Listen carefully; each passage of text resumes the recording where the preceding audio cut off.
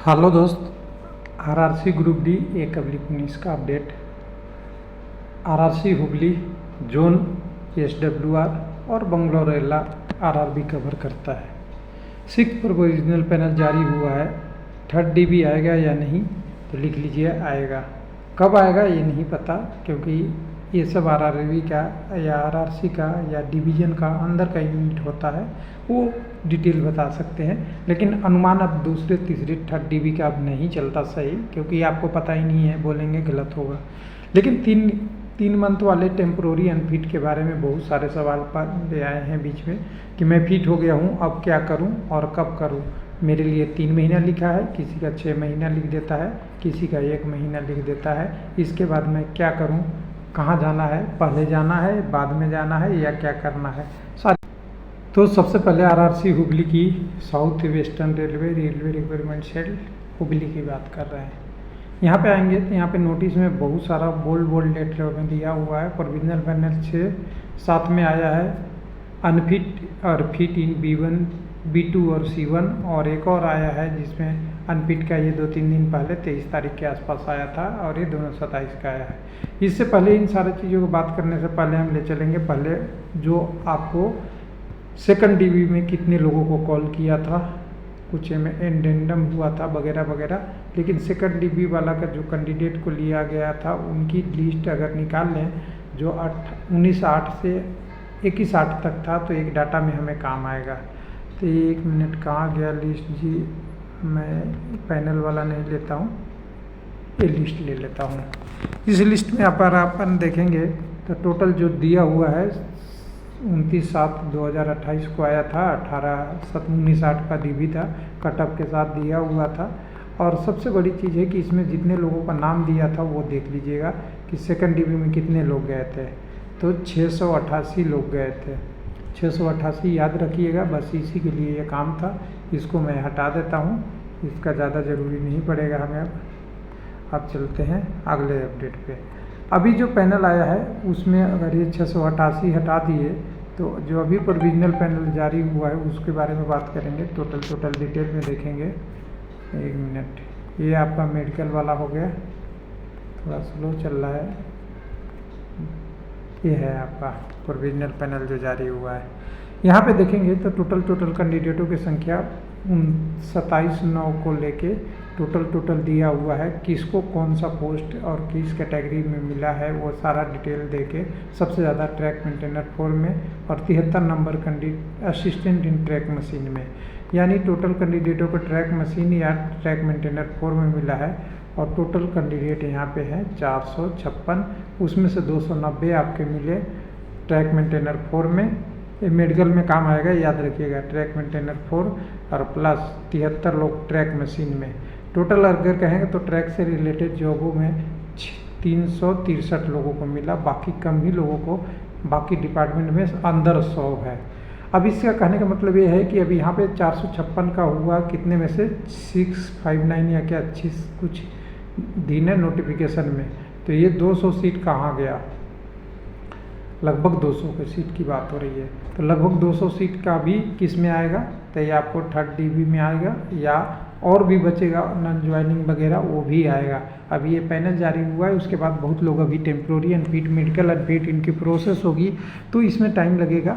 और पहले वाले भी कई सारे हैं, तो कुछ ना कुछ आपको 3rd डीबी आपको देखने को मिलेगा। और वो 3rd डीबी कम से कम 200 प्लस 100 और मान लीजिए करीब 250 से 300 के बीच में आपको मिलेगा अगला डीबी, ये आना तय है। अब यहाँ पे देखने से पता ये चलता है ट्रैक मेंटेनर 4 आ रहा है, तो वो आपको आई, इसको भी हम क्लोज करते हैं। वो आता है मेडिकल में। मेडिकल जो 27/9 को जारी हुआ है उसमें कैंडिडेटों का अलग अलग कंडीशन बना दिया है। एक दो मेडिकल है, तो यहाँ पे देखिएगा तो करीब 60 लोगों को 67 लोगों को 67 लोगों को मेडिकल अनफिट दिया है। A2 और C1 के बीच में अनफिट है, यानी अनफिट नहीं है, यहाँ से देखिएगा ऊपर से ये फिटनेस है। अनफिट A1 से A2 से है, यानी कहने का मतलब है इन लोगों का सिलेक्शन किस मेडिकल के लिए हुआ होगा, तो कुछ इसी के बीच में हुआ होगा, या तो A2 या A3 या C1 के लिए, और इनमें से ये सारे कैंडिडेट अनफिट हैं, जिसके कारण से इनको फिर से मेडिकल अपील करने के लिए बोला गया है 67 लोगों का, मैसूर और वगैरह का। उसके बाद 67 के बाद 30 कैंडिडेट ऐसे हैं जिनका मेडिकल स्टैंडर्ड फिटनेस C1 है, लेकिन C1 में इसको पोस्ट नहीं मिला इन कैंडिडेट को। B2 है लेकिन B1 2 लाख इनको पोस्ट शायद नहीं मिला, या जो भी है इनको भी अपील करने के लिए गया बोला है या नहीं बोला है वो पता नहीं, लेकिन लिस्ट ऑफ कैंडिडेट क्या है, फिट ही है, यानी उस लेवल में फिट हैं किसके बीच में, B2 और C1 के। अगर पोस्ट होगा तो अलॉट हो जाएगा और नहीं होगा तो आगे की इनकी प्रोसेस के लिए अप्लाई करने के लिए बोला जाएगा। हालांकि ये लिस्ट अप्लाई करने के लिए ही है, वो देख लीजिएगा।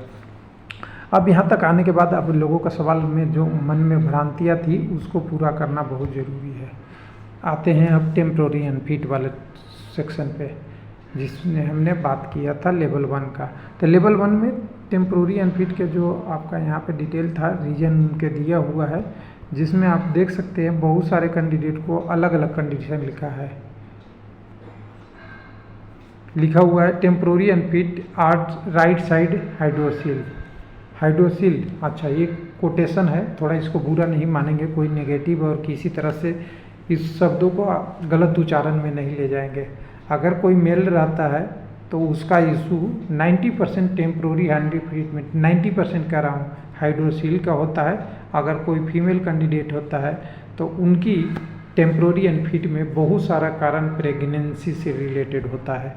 ये फैक्ट है, और इस फैक्ट को जो जानता है वो लोग सही से इसको समझ सकता है, लेकिन ये बहुत अपवाद नहीं है। ये फिजिकल कंडीशन और हमारी एक मानव की रिक्वायरमेंट है, जिसके कारण से ये सारी चीज़ें होती रहती है, जिसको रेलवे टाइम देता है। टाइम कितना देता है, किसी को 3 मंथ देता है, किसी को 6 मंथ देता है, किसी को अलग अलग देता है।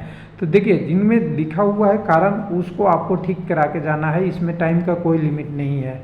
जब आप 100% फिट हो जाएं, या मैं कहूँ 110% फिट हो जाएं तो चले जाइए। लेकिन अगर टेम्प्रोरी अनफिट हैं तो टेम्प्रोरी अनफिट में अगर हैं तो 3 महीने दिया है, तो इसमें कोई ज़रूरी नहीं है कि 3 मंथ तक वेट करना है। आप अगर 10 दिन में ठीक हो गए, 20 दिन में ठीक हो गए, 40 दिन में ठीक हो गए, जब भी फिट हो गए ये चल जाइए, लेकिन श्योर रहिए आप 100% फिट हो जाएं, ना कि जल्दबाजी में जाके वहाँ अपनी ऐसी कुछ गलत करा के आ जाए। ये कंडीशन। दूसरी कंडीशन इसके साथ एक और जुड़ जाएगी कि 3 मंथ में अगर आप जाते हैं ना, तो इसके बाद जाएंगे तो वो RRC के ऊपर डिपेंड करता है कि वो क्या आपसे बिहेवियर करेगा।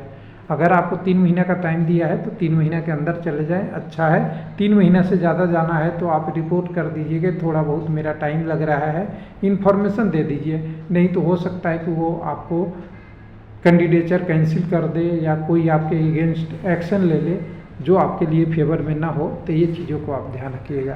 तो कुल मिला के मैंने सारे चीज़ों को डिटेल में बात किया है। उम्मीद है कि मैं कोशिश करता हूँ कि सारे कैंडिडेटों को कमेंट मिल जाए।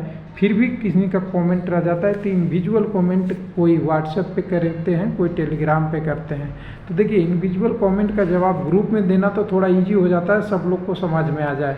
इंडिविजुअल हर व्यक्ति को अगर कमेंट का इंतज़ार करने पड़े तो हो सकता है कि मैं अपना काम नहीं करके दिन भर आपका कमेंट का जवाब देते रहूं, या और बहुत सारी चीज़ें इश्यू हो जाती है। हर आदमी का अपना अपना पर्सनल काम होता है, घर खाना पीना नहाना ड्यूटी जाना, सब चीज़ें बंद हो सकती है। इसलिए ध्यान दीजिएगा कि सोशल मीडिया पे लाखों लोग हम और आपस में जुड़े हुए हैं, और कोई ज़रूरी नहीं है कि लाखों लोग का जवाब हर कैंडिडेट या हर यूट्यूबर आपको इंडिविजुअल दे पाए। इसको ये प्रैक्टिकलिटी को ध्यान रखिए। वीडियो में बहुत सारी चीज़ों को टॉपिक क्लियर मिलता है, वहाँ से पढ़ने के बाद या बिना पढ़े लोग कमेंट आ जाता है, तो उस चीज़ को थोड़ा सा इग्नोर कीजिए। आप पढ़े लिखे विद्यार्थी हैं, एक बार अपना कंसेप्ट लगाएंगे आपको आंसर मिल जाएगा। लेकिन आप ज़बरदस्ती कहेंगे कि पानी को हम जल कहते हैं, तो आप कहिएगा नहीं, जल क्यों कहोगे, पानी ही कहोगे, तब तो दिक्कत हो जाती है। और समस्या यही 90% का होता है। जैसे आपको लोग पूछेंगे कि मैंने दोनों एक साथ किया है, BSc भी और 10+2 भी, हमारा कुछ करेगा या नहीं करेगा। तो देखिए, जो गलत है वो गलत है, अब करना और ना करना हम कैसे बता सकते हैं भाई साहब, मैं तो रेलवे का अधिकारी नहीं हूँ। जो रूल है वो बता सकता हूँ कि बीएससी और 10+2 एक साथ 2 कोर्स नहीं कर सकते। डिप्लोमा या आईटीआई एक साथ रेगुलर डिग्री 2 नहीं कर सकते। अगर कर रहे हैं तो आपको कोई ज़रूरी नहीं है कि आप पकड़े ही जाएंगे। कई बार जॉब करते हुए लोग इंजॉय भी कर रहे हैं, लेकिन जो पकड़े जाते हैं उनकी दर्द की कहानी हम नहीं बोल पाएंगे कि वो किन लफ्ज़ों में फिर जिएंगे कि जॉब होने के बाद मुश्किल हो जाती है। इसलिए हमेशा कहते हैं सेफ साइड चलिए, बाकी अपने ऊपर रिस्क लेते रहिए। तो ये सारी चीज़ें हैं कैंडिडेट के साथ, वो अपने प्रॉब्लम उन्हें पता है। आजकल टेक्निकोलॉजी में बढ़े हुए हैं, हर जगह वीडियो देखते हैं, हर जगह न्यूज पढ़ते हैं, अखबार पढ़ते हैं, 50 चैनल के एडमिन होते हैं, तो वहाँ से भी सूचनाएं आती है। लेकिन सूचनाओं को इग्नोर करेंगे ना तो वो बन जाती है प्रॉब्लम। थैंक यू, धन्यवाद।